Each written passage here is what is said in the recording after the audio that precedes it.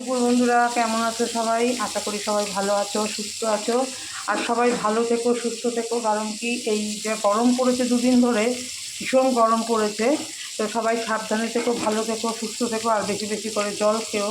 আর দেখো, আমি তো তোমাদের বলছি, আজকেই আমার নিজেরই শরীর খারাপ হয়ে গেছে, এত শরীর খারাপ লাগছে। তো কোনো রকমে একটুখানি রান্নাটা করব, এই পাতলা ঝোল করব। বাটা মাছটা ভাজা করে নিচ্ছি, নুন হলুদ দিয়ে মাখিয়ে রেখেছিলাম। বাটা মাছ ভাজা করে নিচ্ছি, এটা ঝোল করব। আর এখানে হচ্ছে ওই যে আলু, পটল, আর এই হচ্ছে ডাঁটা, কাঁচা লঙ্কা, এটা দিয়ে একটা পাতলা ঝোল করবো। আর সেদিন পাট শাক এনেছিলাম, এই পাট শাক কেটে রেখেছি, এটার একটু বড়া করব। তো ভেবেছিলাম ডাল করব, মুসুর ডাল করব। তোমার আমরা এনেছি ছোটো ছোটো কচি কচি আমরা, ওটা দিয়ে ডাল করব। কিন্তু শরীরটা এমন খারাপ লাগলো না, মানে লাগছে, মনে হচ্ছে যে আর কিছু করব না, আমি এইটুকুনি করে কাজকর্ম সেরে আমি শুয়ে থাকবো, এরকম একটা ব্যাপার। তো যাই হোক, যেটাই বলি, গরমের মধ্যে খুব ভালো থেকো, সুস্থ থেকো, জল খেও বেশি করে।